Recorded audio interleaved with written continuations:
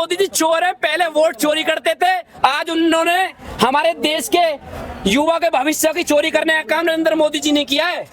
देखा आपने, परीक्षा होने से पहले पेपर आउट हो जाता है। और नरेंद्र मोदी जी की सरकार और पूरी भाजपा की सरकार क्या बोलती है कि सिस्टम पूरा पारदर्शी है। कहां से पारदर्शी हो गया? मोदी जी तो इसलिए बोलते हैं ताकि उन्हें, मोदी जी ने देखा ना कि सोना कम खरीदो, पेट्रोल कम करो, ताकि नरेंद्र मोदी जी अपने रोड शो कर सके। अरे नरेंद्र मोदी जी, तुम्हें खुद शर्म नहीं आती? देश की जनता के लिए कहते हो तुम डीजल पेट्रोल कम खरीदो और खुद 200 300 गाड़ियों के काफिले के साथ रोड शो करते हो। भाई इनसे तो कोई उम्मीद करो कि हाँ भाई आपको न्याय मिलेगा। ये चोर है, ये एक चोरों का अड्डा है नरेंद्र मोदी जी और अमित शाह जी।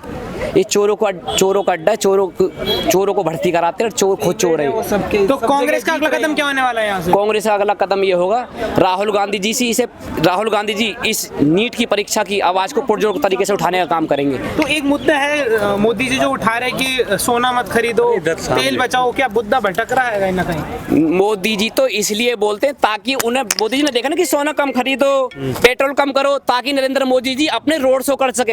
अरे नरेंद्र मोदी जी, तुम्हें खुद शर्म नहीं आती? देश की जनता के लिए कहते हो तुम डीजल पेट्रोल कम खरीदो और खुद 200 300 गाड़ियों के काफिले के साथ रोड शो करते हो। तुम्हें भी तो एक गाड़ी में चलना चाहिए। तुम कोई वीआईपी हो? तुम कौन हो भाई?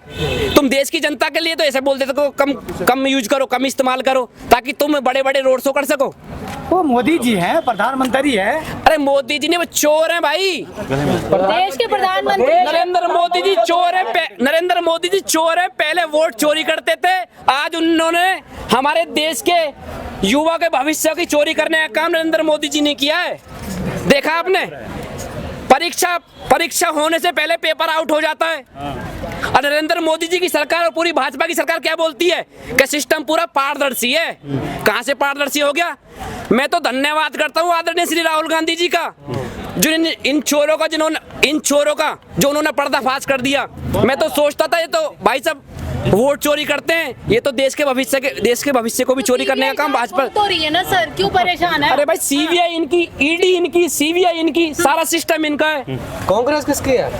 कांग्रेस देश की जनता की है। कांग्रेस उसकी है, देश के एक छोटे वर्ग की है। कांग्रेस देश के किसान की है, कांग्रेस देश के जवान की है, कांग्रेस देश के रेहड़ी पटरी वाले की है, कांग्रेस छोटे दुकानदार की है, कांग्रेस मजलूमों के, कांग्रेस हिंदू मुस्लिम सिख ईसाई की कांग्रेस है। तो जनता कांग्रेस के साथ क्यों नहीं आ रही है? क्या वजह है? जनता तो आ रही है। जो ये चोर बैठे, चोरों का सरदार जो बैठे हैं, चोरों के सरदार हैं, जो ऊपर जो चोरों के सरदार नरेंद्र मोदी जी बैठे हैं। चुनाव आयोग एनटीए को क्या करना चाहिए? बर्खास्त करना चाहिए, बर्खास्त करना चाहिए, आयोग से करवाना चाहिए। चुनाव आयोग भी नहीं कही है भाई।